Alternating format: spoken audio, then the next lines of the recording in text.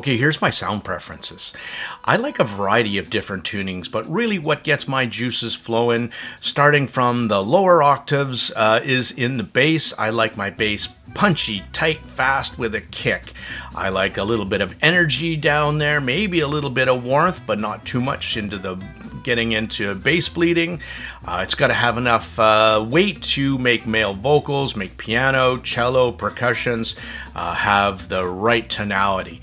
When it comes to my mids, I do like my mids and mid clarity, but I don't like too forward a mid, so that's the upper mids I'm talking about. So keep the pinna gain down a little bit and not make it too forward a presentation. And when it comes to the highs, I do like my sparkly highs. At my age, I'm probably losing a little bit of the high frequencies. But not too much where it's sibilant and in your face. So that's what I like.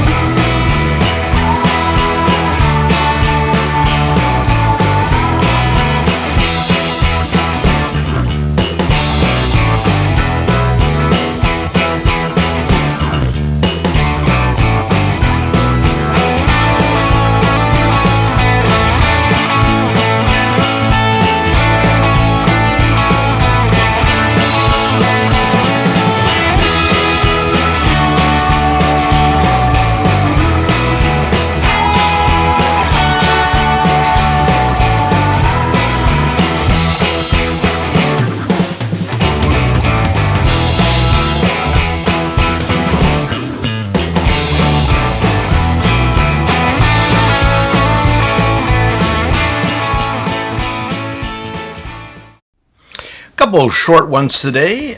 I'm bringing you a over-ear headphone. Something I'd like to get into a little bit more is some headphones, and this one was sent to me by Hi-Fi Go, so thank you so much for that. ROSESELSA, Rose Techniques in its former life. This one is called the Distant Mountain, otherwise known as Harukana Yama. Take that with some chopsticks. Retro.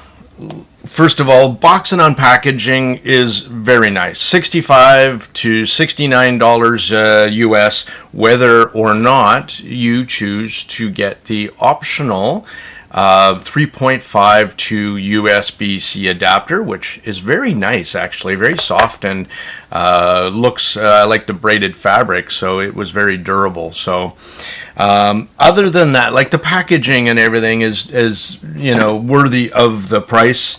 Comes with a fabric wrapped 3.5 MMCX cable, and on mine I have an ISN modular cable, the C2, just because I want to use it as modular, and it's just copper cable.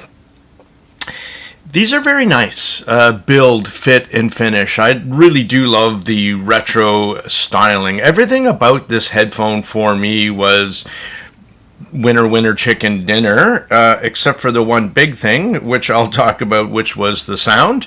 And not necessarily bad, it's just that it wasn't for me.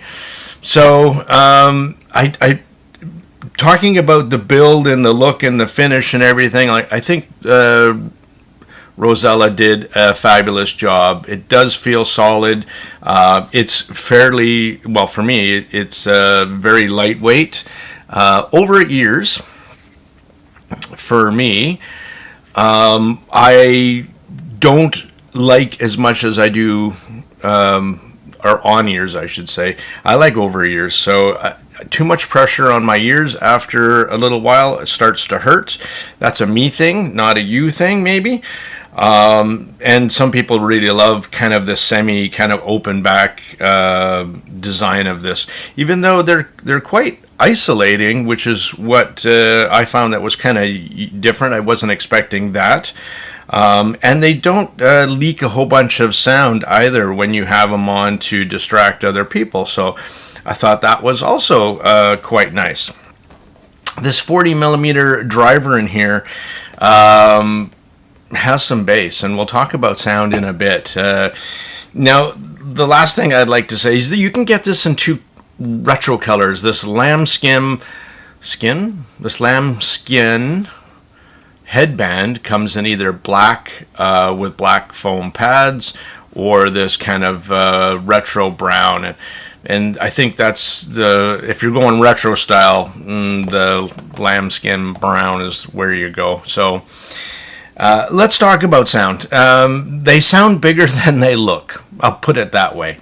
Good bass, clear mids, I would say classic V-shaped sound signature. Elevated bass, elevated upper mids and treble. And that's the sound signature. That's why it's for listening to music. Again, my preferences. I think I'd look for something a little bit more neutral, but for a fun listen, not going for a neutral audiophile tuning here. It's a good one, right? Male vocals do sound a bit thin with that tuning, and there's more emphasis on the upper mids that makes the sound forward as well. I did use it doing some mixing on my videos when I'm doing this, and I thought it would work quite well, and it probably would work good for some gaming too, but I'm not a Clash of Clans doesn't count, right? So overall, I thought the Distant Mountain was an enjoyable set. If you're looking for just to jam out on some music and not go too deep into the technicalities or really critical listening. So finish, build, quality all seemed spot on. Price was reasonable for what you'd get out of here. Again, it's probably not going to win any super awards for its linear sound quality, but again, I did find it an enjoyable listen, and this was my first foray into this brand, and it piques my interest to see what else they can do. But that is the Distant Mountain for you. Closer, right up front, right here. Out for now.